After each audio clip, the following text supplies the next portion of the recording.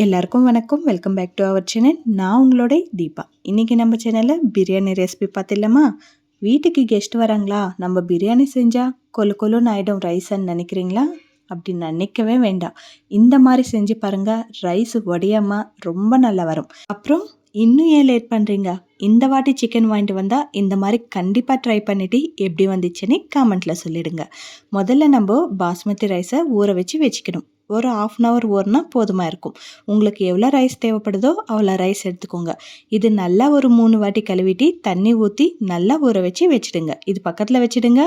இந்த கேப்பில் நீங்கள் ஆனியன்ஸ், டொமேட்டோ, கொத்தமல்லி, புதினா இதெல்லாம் கட் பண்ணி வச்சுக்கோங்க. இதெல்லாம் கட் பண்ணுறதுக்குள்ளவே ரைஸ் நல்லா ஊறிடும். அதுக்கப்புறம் ஸ்டவ் ஆன் பண்ணிவிட்டு நீங்கள் ஊற வச்சுருக்கிற ரைஸ்க்கு எவ்வளோ தண்ணி தேவைப்படுதோ அவ்வளோ தண்ணி ஸ்டவ் மேலே வச்சுக்கோங்க. கொஞ்சம் ஜாஸ்தியாகவே இருக்கணும். ரைஸ் வடிக்கிற மாதிரி வச்சுக்கோங்க. அதுக்கப்புறம் மசாலா ஐட்டம் சேர்த்துக்கோங்க. இதில் நீங்கள் இலாச்சி இருந்தால் கூட 2 சேர்த்துக்கோங்க, நல்லாயிருக்கும் ஃப்ளேவரு. அதுக்கப்புறம் கொஞ்சமாக எண்ணெய் விட்டுக்கோங்க. தேவையான அளவுக்கு உப்பு சேர்த்துக்கோங்க. புதினா சேர்த்துக்கோங்க. ஒரு லெமன் பிழிஞ்சிக்கோங்க. கொத்தமல்லி இல்லையேன்னு கவலைப்பட்டுட்டு இருந்தால் கரெக்டாக வந்தார் கீரைக்காரு. கொத்தமல்லி இருக்கான்னு கேட்டால் இருக்கன்னாரு. உடனே போய் வாங்கிட்டு வந்து கட் பண்ணி போட்டுட்டேன். கொத்தமல்லி இல்லையே எப்படி சொல்கிறது? கொத்தமல்லி இல்லை, நீங்கள் ஆட் பண்ணிக்கோங்க. அப்படி எல்லா வீடியோலும் சொல்லிகிட்டே இருந்தால் கொஞ்சம் நல்லா இருக்காது இல்லையா? அப்படின்னு நினச்சிட்டு இருந்தால் பரவாயில்ல, கீரைக்காரு கொஞ்சம் நம்மளுக்கு ஹெல்ப் பண்ணாங்க. தண்ணி நல்லா கொதிக்கிறப்போ ரைஸ் ஊற வச்சுருக்கிறோம் இல்லையா, ரைஸு சேர்த்துக்கோங்க. ரைஸ் ஃபுல்லாக குக் ஆகக்கூடாது. பாதி அளவுக்கு தான் வெந்திருக்கணும். பாதின்னா ஒரு 60% இல்லைன்னா 70% அளவுக்கு வெந்திருந்தா போதுமாக இருக்கும். அதுக்கு மேலே ஃபுல்லாக வேக வச்சிடாதீங்க, ரொம்ப சாஃப்ட் ஆகிற மாதிரி. இப்போ அது ஒரு சைடு வெந்துட்டு இருக்கட்டும். இன்னொரு சைடு நம்ம சிக்கன் கிரேவி ரெடி பண்ணிடலாம். அதுக்காக கொஞ்சம் பெருசாக இருக்கிற கடாய் எடுத்துக்கோங்க. கடாயில் பெரிய பாத்திரம் எடுத்துக்கோங்க. 2 ஸ்பூன் அளவுக்கு எண்ணெய் சேர்த்துக்கோங்க. 2 ஸ்பூன் அளவுக்கு கீ சேர்த்துக்கோங்க. ஃப்ளேவர் நல்லாயிருக்கும். வீட்டில் எந்த மசாலா இருக்கோ அதெல்லாம் சேர்த்துக்கோங்க. அது கூட சாஜீரா சேர்த்துக்கோங்க. இது கூட இலாச்சி இருந்தால் கூட 2 சேர்த்துக்கோங்க. இது வீட்டில் இல்லை, அதனால தான் காமிக்கல, தப்பாக நினைக்காதீங்க. அதுக்கப்புறம் ஆனியன் சேர்த்துக்கிட்டு ஆனியன்ஸ் கோல்டன் ப்ரௌன் கலர் வர வரைக்கும் ஃப்ரை பண்ணிக்கோங்க. கோல்டன் கலர் வேணால் நல்லா ப்ரௌன் ஆகட்டும், அது வரைக்கும் நல்லா ஃப்ரை பண்ணிக்கோங்க. பாருங்கள், நல்லா ஃப்ரை ஆயிடுச்சு இல்லையா? இந்த மாதிரி ஃப்ரை ஆகணும். இப்போ இதில் கொஞ்சம் ஆனியன் எடுத்து பக்கத்தில் வச்சுடுங்க. ஃப்ரைட் ஆனியன்ஸ்க்கு தேவைப்படும் இல்லையா, அதனால இந்த மாதிரி எடுத்து பக்கத்தில் வச்சுடுங்க. இதில் உப்பு போட்டுடாதீங்க. உப்பு போட்டிங்கன்னா ஃப்ரைட் ஆனியன்ஸில் என்ன ஆகும்ன்ட்டு நான் நடுவில் ஆட் பண்ணி சொல்கிறேன், கொஞ்சம் ஞாபகம் வச்சுக்கோங்க. இப்போ இது கொஞ்சம் எடுத்து பக்கத்தில் வச்சுடுங்க. இதிலவே கட் பண்ணி வச்சுருக்கிற புதினா சேர்த்துக்கோங்க. கொத்தமல்லி சேர்த்துக்கோங்க. அது கூடவே 2 பச்சை மிளகா ஃப்ளேவருக்காக கட் பண்ணி சேர்த்துக்கோங்க. இது கூட நல்லா ஃப்ரை ஆகட்டும். பாருங்கள், இது ஃப்ரை ஆகிறப்பே எனக்கு ரைஸ் நல்லா வெந்துச்சு. நல்லான்னா நல்லா இல்லை, ஒரு 60% வரைக்கும் வெந்துச்சு. ரைஸ் பிடிச்சி பார்த்தா சாஃப்டாக இருக்கணும், ஆனால் கெட்டியாகவும் இருக்கணும். அந்த மாதிரி இருக்கிறப்போ இதுலேருந்து தண்ணியெல்லாம் நல்லா செப்பரேட் பண்ணிவிட்டு ரைஸ் நல்லா ஆறட்டும். அது மேலே எந்த விதமான பிளேட் வைக்காதீங்க, அதிலவே அப்படியே விட்டுடுங்க. நம்மளுக்கு சிக்கன் எல்லாம் குக் ஆகிறதுக்குள்ளேயே இந்த ரைஸ் நல்லா ஆறிடும். நீங்கள் பவுலில் போட்டு ஆற வைக்கணுன்ட்டு அப்படி எதுவும் இல்லை. நம்ம வடித்த தண்ணி நீங்கள் செப்பரேட்டாக ஷிங்கில் ஊற்றிடாதீங்க, ஒரு பவுலில் வச்சுக்கோங்க. அதுக்கப்புறம் யூஸ் ஆகும். ஓகேங்களா? இதுக்குள்ளவே இங்கே ஆனியன்ஸும் இதெல்லாம் நல்லா ஃப்ரை ஆயிடுச்சு. 1 ஸ்பூன் அளவுக்கு இஞ்சி பூண்டு பேஸ்ட் சேர்த்துக்கிட்டு அதுவும் பச்சை வாடை போகிற மாதிரி ஃப்ரை பண்ணிக்கோங்க. அதுக்கப்புறம் கட் பண்ணி வச்சுருக்கிற டொமேட்டோ சேர்த்துக்கிட்டு டொமேட்டோ கூட நல்லா சாஃப்ட் ஆகிற மாதிரி ஃப்ரை பண்ணிக்கோங்க. இந்த மாதிரி கொஞ்சம் நீளமாக கட் பண்ணிக்கோங்க, ஈஸியாக சாஃப்ட் ஆகிடும். குட்டி குட்டியாக கட் பண்ணோன்னா ரொம்ப நேரம் எடுக்கும். இந்த மாதிரி கட் பண்ணிக்கினீங்கன்னா உங்களுக்கு டொமேட்டோ சீக்கிரமாகவே சாஃப்ட் ஆகிடும். இது கூடவே கொஞ்சமாக மஞ்சத்தூள் சேர்த்துக்கோங்க. தேவையான அளவுக்கு உப்பு சேர்த்துக்கோங்க. நான் சிக்கன் நல்லா கழுவிட்டு கொஞ்சம் மிளகாத்தூள், மஞ்சத்தூள், கொஞ்சம் உப்பு போட்டு நல்லா ஊற வச்சுருக்கிறேன். அதனால கொஞ்சமாக தான் உப்பு போடுறேன்.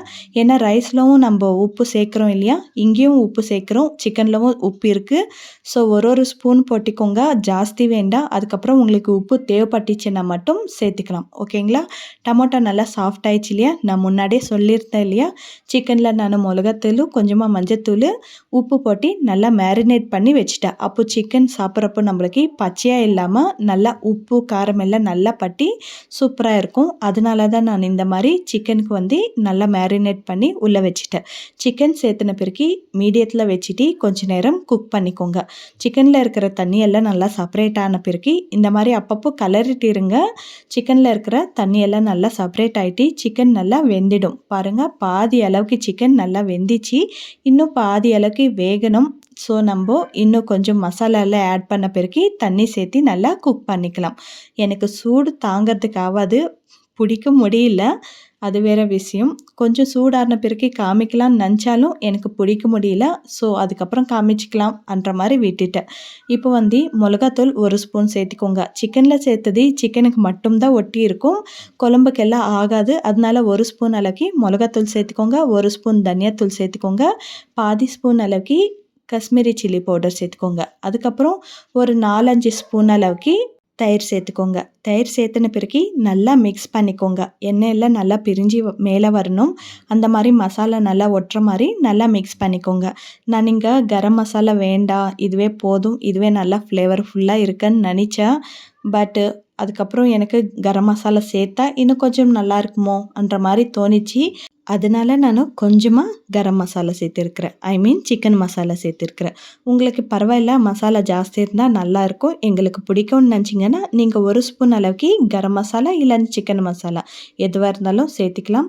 நான் முன்னாடியே சொல்லியிருந்தேன் இல்லையா, ரைஸ் வடித்த தண்ணி கீழே கொட்டிடாதீங்க, அதுக்கப்புறம் யூஸ் ஆகும்னு சொல்லிட்டு. இப்போ சிக்கன் நம்மளுக்கு பாதி தான் குக்காக இருக்குது, இன்னும் கொஞ்சம் குக்கானா நல்லாயிருக்கும் இல்லையா, கொஞ்சம் பச்சையாக இருந்தால் நல்லா இருக்காது. அதனால ரைஸ் வடித்த தண்ணி இருந்தால் ரைஸ் வடித்த தண்ணியை சேர்த்துட்டோன்னா நம்மளுக்கு நல்லா குக் ஆகும். எக்ஸ்ட்ரா தண்ணி சேர்க்க வேண்டியது இருக்காது. அந்த ரைஸ்ல நிறைய மசாலா எல்லாம் போட்டோம் இல்லையா, அது வேஸ்ட் ஆகாமல் இந்த மாதிரி சேர்த்து சிக்கன் நல்லா சாஃப்ட் ஆகிற மாதிரி குக் பண்ணிக்கினா கரெக்டாக இருக்கும். மசாலாவும் எக்ஸ்ட்ரா போட வேண்டியது இருக்காது, அதுவும் கொஞ்சம் ஃப்ளேவர்ஃபுல்லாக இருக்கும். இப்போ சிக்கன் நல்லா குக் ஆயிடுச்சு இல்லையா, இதுலேருந்து பாதி குழம்பு எடுத்து வேறு பவுலில் மாற்றி வச்சுக்கோங்க. நிறைய கிரேவி அடியில் இருக்கிற மாதிரி பார்த்துக்கோங்க, மேலே கொஞ்சமாக இருந்தாலும் பரவாயில்ல, ஆனால் கிரேவி மட்டும் அடியில் கொஞ்சம் ஜாஸ்தியாக இருக்கிற மாதிரி வச்சுக்கோங்க. அதுக்கப்புறம் நம்ம ரைஸ் வடித்து வச்சுருக்கிறோம் இல்லையா, அந்த ரைஸ் பாதி ரைஸு இதில் கொட்டிக்கோங்க. இது 2 லேயராக சேர்த்திக்கணும். அதனால மேலே இருக்கிற ரைஸ் இந்த மாதிரி அடியில் சேர்த்திட்டோன்னா மேலே இருக்கிறது நல்லா காஞ்சிட்டு இருக்கும் இல்லையா, அடியில் சேர்த்தோன்னா நல்லா குக் ஆகும். கீழே இருக்கிறது கொஞ்சம் நல்லா வெந்துட்டு இருக்கும் இல்லையா, அது மேலே சேர்த்தோன்னா அது கொஞ்சம் கரெக்டாக குக் ஆகும். ரைஸ் சேர்த்துன பிறகு நம்ம ஃப்ரைட் ஆனியன்ஸ் எடுத்து வச்சுருக்கிறோம் இல்லையா, அது கொஞ்சமாக சேர்த்துக்கோங்க. புதினா கொத்தமல்லி தூவிக்கோங்க. அதுக்கப்புறம் நம்ம குழம்பு கொஞ்சம் எடுத்து வேறு பவுலில் வச்சுருந்தோம் இல்லையா, அதுவும் சேர்த்துக்கிட்டு ஈவனாக ஸ்ப்ரெட் பண்ணிக்கோங்க. இது மேலே மறுபடி மீதி இருக்கிற ரைஸ் எல்லாம் சேர்த்துக்கிட்டு இது கூட ஈவனாக ஸ்ப்ரெட் பண்ணிக்கிட்டு சேம் ப்ராசஸ் தான். ஃப்ரைட் ஆனியன் சேர்த்துக்கோங்க, புதினா கொத்தமல்லி சேர்த்துக்கோங்க, அது மேலே பாதி எலுமிச்சை பழம் பிழிஞ்சிக்கோங்க. நான் ரைஸில் ஒரு எலுமிச்சை பழம் பிழிஞ்சிக்கோங்கன்னு சொல்லிட்டேன் இல்லைங்களா, அங்கே பாதி யூஸ் பண்ணுங்கள், இங்கே பாதி யூஸ் பண்ணிக்கோங்க. பாதி போதும், ஒன்றானா ரொம்ப புளிப்பாயிடும், ஒன்று வேண்டாம், பாதியே போதும். நீங்கள் ஜாஸ்தி நிறைய குவான்டிட்டியில் சேர்த்தா இருந்தால் ஒரு எலுமிச்சை பழம் போதுமாக இருக்கும், ஓகேங்களா. அதுக்கப்புறம் ஃபைனலாக கீ ஊற்றிட்டு பிளேட் மூடி வைக்கிற பிளேட் உல்ட்டா வச்சுட்டு அது மேலே வெயிட்டுக்காக ஒரு பாத்திரத்தில் தண்ணி வச்சுடுங்க. நீங்கள் அடுப்பில் சேர்த்தா இருந்தால் அடுப்பு கறி இருக்கும் இல்லையா, அதை எடுத்து மேலே போட்டுடுங்க. சிம்மில் வைக்க வேண்டிய தேவையில்லை. சிம்மில் வச்சுட்டு 10 நிமிஷம் குக் பண்ணுங்கள், போதுமாக இருக்கும். அதுக்கப்புறம் வெயிட்டு இறக்கி வச்சுட்டு 10 நிமிஷம் அப்படியே விட்டுடுங்க. அதுக்கப்புறம் டோட்டலாக 20 மினிட்ஸ் அப்படியே விட்டுடணும், ஓகேங்களா. சிம்மில் 10 நிமிஷம், அதுக்கப்புறம் 10 நிமிஷம் அப்படியே விட்டுடணும். ஸ்டவ் ஆஃப் பண்ணிவிட்டு 10 நிமிஷம் அப்படியே விட்டுட்டு அதுக்கப்புறமா சர்வ் பண்ணிக்கோங்க. அட்டகாசமான பிரியாணி, தம் பிரியாணி ரெடி ஆகிடும். ரொம்ப சிம்பிளான ப்ராசஸ் தான். நம்ம குக்கரில் வைக்கிறத விட இந்த மாதிரி செஞ்சிங்கன்னா நீங்கள் அடிக்கடிக்கு இதே மாதிரி தான் செய்வீங்க. நம்ம குக்கரில் வச்சோன்னா ஒரு வாட்டி இந்த மாதிரி நல்லா வரும், ஒரு வாட்டி நல்லா குழுன்னு ஆகிடும் இல்லையா, அந்த கவலையே வேண்டாம். இந்த மாதிரி செஞ்சுக்கோங்க, உங்களுக்கு எப்போவுமே சூப்பராக வரும். உங்களவுக்கெல்லாம் நாங்கள் பிரியாணி செய்ய முடியாது அன்ற மாதிரி உங்களுக்கு ஒரு நேம் வந்துடும், அந்தளவுக்கு சூப்பராக வரும். கண்டிப்பாக இந்த மாதிரி ட்ரை பண்ணி பாருங்கள். நான் முதல்ல ஒன்று சொல்லியிருந்தேன் இல்லையா, ஞாபகம் வச்சுக்கோங்க. அதுக்கப்புறம் சொல்கிறேன்ட்டி, ஃப்ரைட் ஆனியன்ஸு ஃப்ரை ஆகிறப்போ உப்பு போட்டுட்டிங்கன்னா, கல்லுப்பு போட்டுட்டிங்கன்னா, நம்ம இப்போ ரைஸ் மேலே ஃப்ரைட் ஆனியன்ஸ் போட்டேன் இல்லையா, அந்த ஸ்டேஜில் உப்பாகிடும். ஏன்னா நான் ஒரு முறை எக்ஸ்பீரியன்ஸ் ஆயிடுச்சு, அதனால தான் சொல்கிறேன். நான் மறந்துட்டு ஆனியன்ஸ் ஃப்ரை ஆகிறப்போ உப்பு போட்டுட்டேன். அதுக்கப்புறம் ஃப்ரைட் ஆனியன்ஸ் கொஞ்சம் எடுத்து வச்சுருந்தோம் இல்லையா, அதிலவும் சேர்த்து கல்லாக உப்பு அப்படியே வந்துச்சு. என்ன பண்ணுறது, எனக்கு அது தெரியல கண்ணுக்கே. ஆனால் சாப்பிட்றப்போ மட்டும் உப்பு அப்படியே வாயில் கல்லு கல்லா அப்படியே இருந்துச்சு. அதனால தான் சொன்னேன். ஆனியன்ஸ் ஃப்ரை பண்ணுறப்போ உப்பு போடாதீங்க. அதுக்கப்புறம் டமோட்டா எல்லாம் சேர்த்துன பிறகு உப்பு போட்டுக்கோங்க. இல்லைன்னா நீங்கள் ஃப்ரைட் ஆனியன்ஸ் எடுத்து வச்சுட்டு பிறகு அதுக்கப்புறம் உப்பு சேர்த்துக்கோங்க. சரி சரி, ரொம்ப பேசிட்டேன். பிரியாணி ரெடி ஆயிடுச்சு. சாப்பிட்றதுக்கு தட்டில் எல்லாம் போட்டாச்சு. இனிமேல் சாப்பிட வேண்டியது தான். ரொம்ப பேசக்கூடாது. சாப்பிட்டுட்டு வந்து பேசலாம் என்ற மாதிரி இருக்கு இல்லையா பிரியாணி. சூப்பராக வரும். கெஸ்ட்டு வந்தால் கண்டிப்பாக கான்ஃபிடென்ட்டாக இந்த மாதிரி ட்ரை பண்ணுங்கள். செம்மையாக வரும். அப்புறம் இந்த வீடியோ பிடிச்சிருந்தா நீங்கள் என்ன பண்ணணும்? எஸ், லைக் பண்ணணும், சப்ஸ்கிரைப் பண்ணணும், மறக்காமல் ஷேர் பண்ணணும். தேங்க்யூ. பாய் பாய்.